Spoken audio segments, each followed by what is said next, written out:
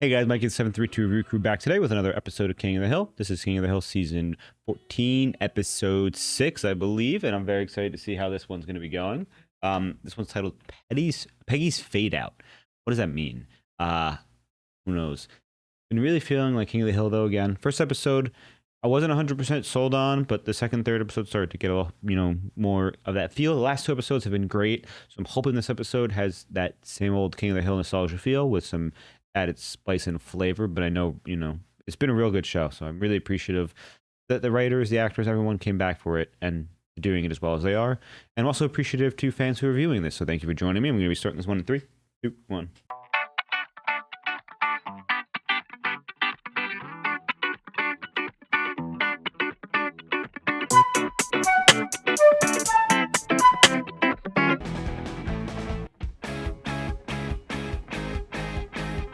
The one thing I'm going to note is I noticed that there's a global warming sign. I don't know if I remember any episodes with snow. So does that mean, it's Texas obviously, so does that mean that global warming, is there just a little hint of that in the intro? Dear Mrs. Hill, while we appreciate your enthusiasm for the position of Budget and Finance Director, we disagree that your experience haggling equates to a 2-year master's in economics. That's pretty fair. You should just convert his room into something more useful, like a home cinema. How is that useful?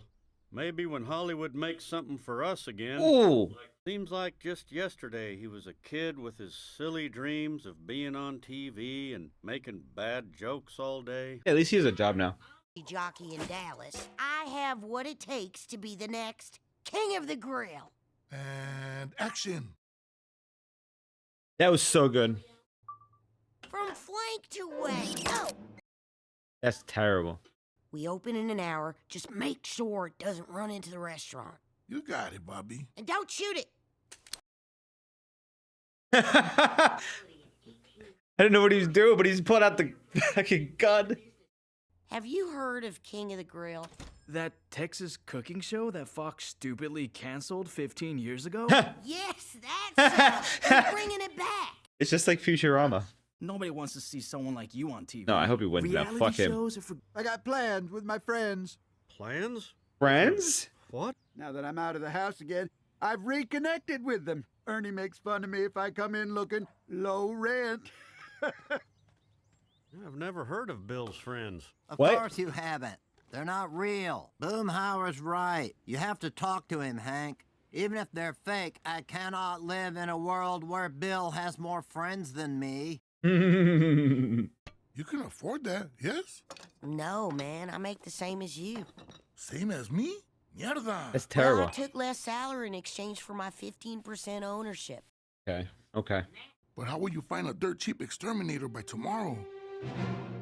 Hey. This ratus is gratis. You're gonna do this for free? But no, I thought gratis just meant a slight discount. Explains why I haven't been paid in a while. Why does this trap need a camera? That ain't for the trap. That's for my Patreon. He's a dick, but his girlfriend Connie is cool. You mean that blonde girl? What? College guys are easy. Are they like polyamorous and he's not going to know? Because that would be pretty modern of King of the Hill. I just ran into Bill outside, and he says he's going to North Ireland to hang with his boys. Oh, he called them his boys? Is he like a babysitter or something? He got a haircut. Oh man, that makes sense. He's a barber. Patreon? That's crazy. So your new plan is to release another rat into the restaurant? It is equipped with biometric tracking devices, and it will double-cross the restaurant rat by leading me to them. Soon as he catches up to restaurant rat, I hit a button, and boom! What the Explosives, fuck? Mr. Gribble, the chain is cheating on you. Damn you, Judas rat! That's not The possible poly. I know. Ethnically non-monogamous. because we are in an open relationship. We both can hook up with other people whenever we feel like it. Wait, what? Is he working a job? I didn't know it was a black barbershop, although I guess it makes sense that Brian, being black, would have a black cousin, and I suppose odds that a black barber would own I get it, Bill. But the barbershop shut down during COVID, and I spiraled into depression. Oh. Hank? Boy, are we happy to meet you. Well, thank you. E, it's Hank. Hold up. This is the neighbor you told us about? He's not fat and disgusting at all. I'm Isaiah Myers. I just want you to know that I've been praying for you. Oh my God, has he been saying Hank is him? Well, I guess that's, You know about the suicidal tendencies? Crazy. E, then stop telling me stuff. Jesus Christ. I might have mentioned your severe bouts with weight gain, loneliness, and depression, and how I helped you get through all that. Hey, Hank, how long have you known the Dotrives? Dotrives? Everyone here thinks I'm married to Peggy. Blah. I'm like flabbergasted right now. But pretending to be married to Peggy gave me the confidence to make new friends. It's a half a commandment short of adultery, Bill. Please don't. I'm like still shook right now. Am I gonna have to kick your ass, BD? You can't Yeah. push me around anymore. I have the strength that comes from the love of a good woman. Okay. We're practicing ENM, Yep. ethical non-monogamy. Each of us is allowed to do what we want, whenever we Whoa. want, with total Hey. freedom, as long as we get approval from our partner every step of the way. Total freedom, approval. Her sorority is on our pre-approved list. You approved a whole sorority? You don't have a whole fraternity that you... Would that be a problem? Have you ever heard of slut shaming? It is the single worst thing anyone can do to someone. Look, my arrangement with Change just works for me. I am way too busy for monogamous relationships. You're having multiple relationships instead of being in one. Ever thought maybe I'd be good for ethical non-monogamy too? Ah, Bobby, you're not ENM material. He's not. Yeah, he's not. And I would never do that to you. Ugh, thank you so much. Spare cream a pussy. Spare crumb. He may have turned on me. So now we have a two-rat problem. It's Sexy Rat. Sexy Rat will use her feminine wiles Babies to lure everywhere. the other two rats out. Well, you're not gonna believe this. Mrs. Hill from this trophy. This is Hank Hill. And all the guys at the shop think you're like the best thing that's ever happened to him. Really? What else did they say about me? I bet Black Barbershop Peggy would have gotten the job at the community college. What the fuck is going on? Black? No, Hank. Because she's probably not boring like I am. I heard what you have been telling people at the barbershop. She's gonna go hang out with him. Oh my God, Peggy. No, I can't change the story now. That'd make me a liar. Yeah, But yeah. I could tell them you climbed the Guadalupe Peak. I would never do that. But Black Barbershop Peggy would. Say barbershop Peggy. You don't even have to give me a long kiss. Maybe just a quick peck on the lips like this. This needs to stop, Bill. The cheek would work too. End this lie today. This episode makes me uncomfortable. Like it's true. It's a Bill episode, but That is it. I've had it with all these god-dang rats. Huh? Why are you taking our used grease? I sell artisan soaps and gels on Etsy. this is Bobby's new girl. I'm Willow. Were you gonna cook me or kill me? Who needs college? There's nothing in life that actually requires a baccalaureate. I concur. A what? I know words too. Kampai. Cute. Prost. Cute. He's got a girl now. Are you having some kind of social gathering? You can tell Peggy I put an end to the lie. Well, that's great. She's dead. He killed Peggy.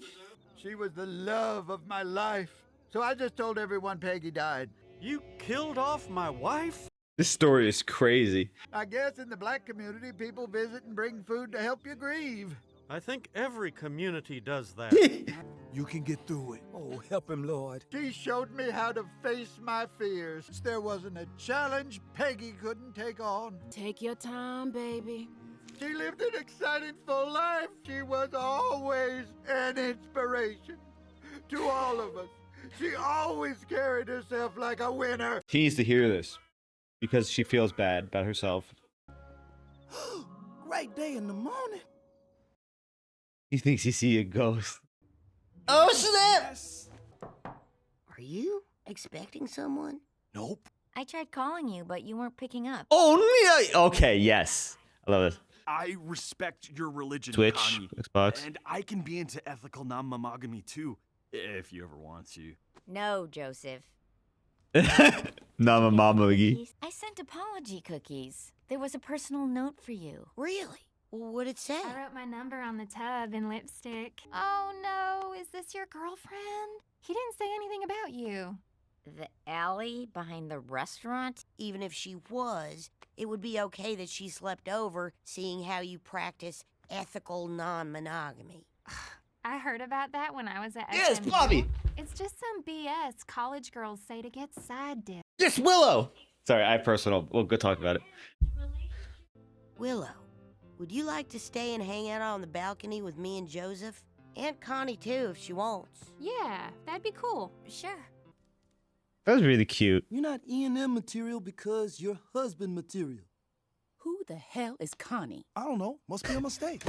I'm not falling for that again. Again? We caught them. Unbelievable. Dale's sexy rat plan actually worked? She was doing it with the restaurant rat and the Judas rat. At the They were same all time. really going at it for a while.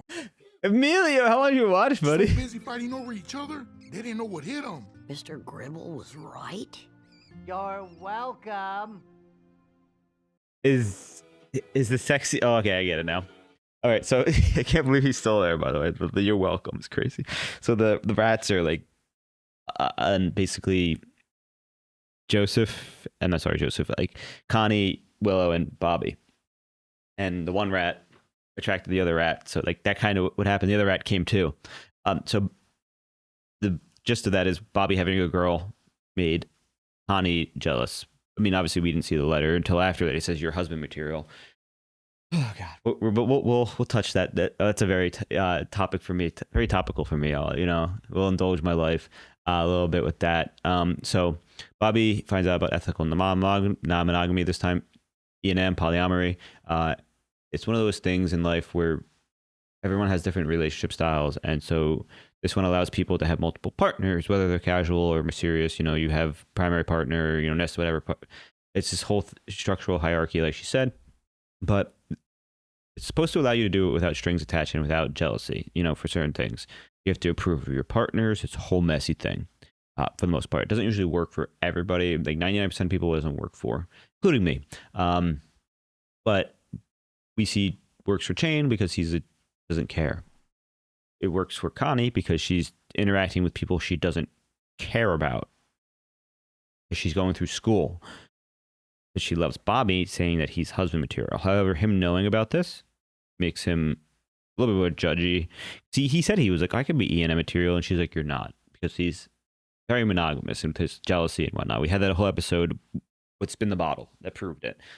And so Bobby, didn't get the cookies, which very funnily went to another man.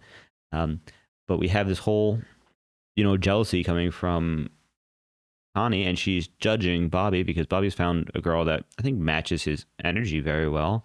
Both aren't college educated, and he's having fun and vibing. Maybe he doesn't, love her. Won't like she's not gonna be a wife like Connie might be, but she's gonna help him grow and understand himself a little bit more. And everybody should date somebody who's a little bit different than them at least once, because Bobby is obviously very conservative raised, but not in the traditional sense, like the current sense. I'm sorry. He's traditional with the values, but he's all more open-minded. Like Hank is open-minded too. And so we see Willow, who's completely the opposite of that. Willow is funny because we're watching Buffy. Buffy's a Willow character, so it's probably just another thing that's influenced. Especially because I think Fox canceled it. I may be wrong about that. Maybe it was WB. But that was also a funny comment about the 15 years, King of the Grill comment, etc. Because that was also what happened to Futurama. And so those shows never forget. And they always throw something tongue-in-cheek, especially when Hulu picks them up and they're allowed to make fun of themselves in the studio. But back to the Bobby Connie thing. So she's jealous because he's sleeping with someone else. But it looks like, Bobby didn't do anything with her. She just slept the night. And he plays it masterfully, where he's like, oh, if you're really E&M, you wouldn't care that I had somebody over. And especially because you're not my girlfriend, so it doesn't matter. So that was great, masterful crafting. Unfortunately, Connie, I think, was coming over to say something along the lines of, well, school's really tough right now. She's like double majoring, it seems like. And she's like, if I'm done, maybe we can get married, was what her gist of what she was saying was. But she didn't have time for a relationship. And somebody like Bobby is, husband material, you don't want to waste the relationship and give a bad impression until you're ready, I guess, is what she wanted to do. And now, that doesn't make sense sometimes, because with E&M, you're interacting with more people. I guess you don't have to put the same amount of effort of conversation in all the time.